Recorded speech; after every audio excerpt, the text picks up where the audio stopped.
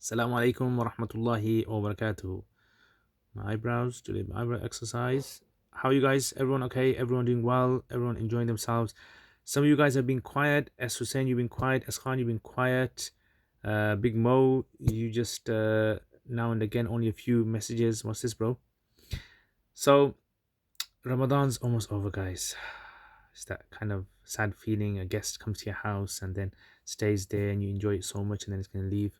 2/3 of Ramadan is over, right? We've got 1/3 left now. And in this 1/3, we should try to benefit as much as we can.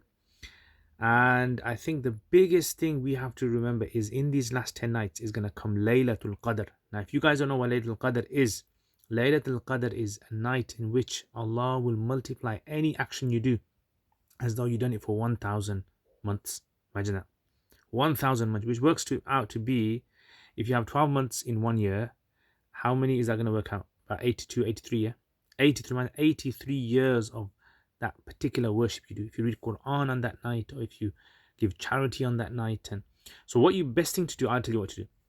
Every single night, try to do a set number of actions. Like for example, do some salat, do some tilawa, do some dhikr, um, um, give some charity every single night. And the way you give charity is either you can do online nowadays, or you can put it into like an envelope or something, a box, an envelope. That's a good idea as well, every single night.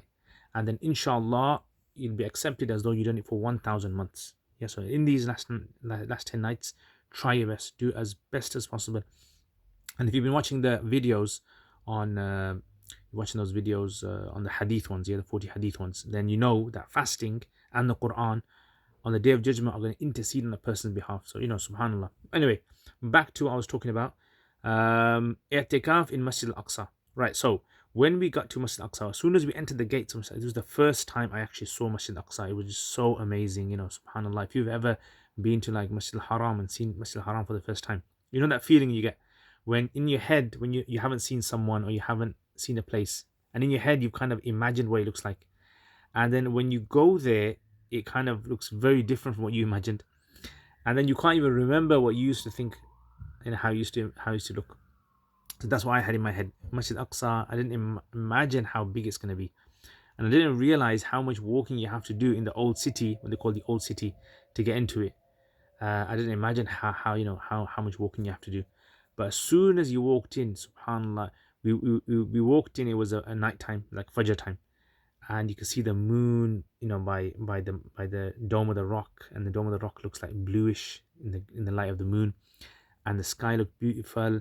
And as soon as we came, it was like Sehri time, Suhoor time. So as soon as you walked in, you hear this big cannonball, poof.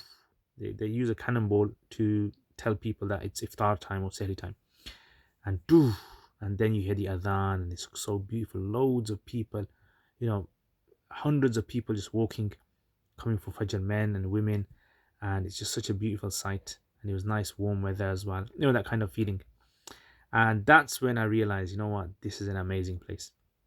And trust me, you will never get, your heart will never feel sort of like, like the kind of like spiritually bored. You won't feel spiritually bored. Like you might get bored, physically bored, but spiritually you won't feel bored of it. It's like Makkah and Medina, in that kind of feeling that you have inside.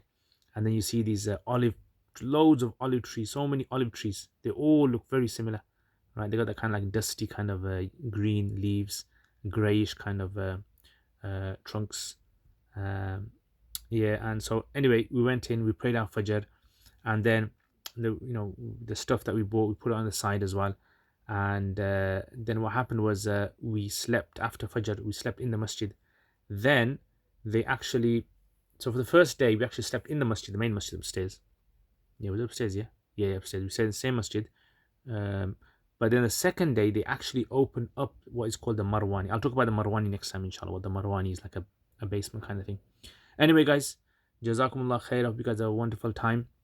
Today, inshallah, tune into the podcast as well. Podcast is going to be about Muslims and education in the West, right? Like, home education and, sending kids to school and the impact it has on them, and maktab education, all these kind of things. We're going to try to cover that, and we're going to try to make it only 1 hour today, because the last 10 days we don't want to spend too much time. We'll try to keep it within 1 hour, hopefully, inshallah ta'ala. So take care, guys. Remember me in your du'as. Assalamu alaikum wa rahmatullahi wa barakatuh. Actually, wait a minute. Were there any?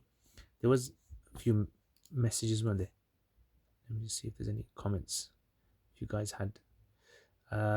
Big Mo, yeah, yes, Sheikh, congratulations on 50k sub. Jazakallah khair, bro. Jazakallah khair. Thank you very much, Big Mo, for that.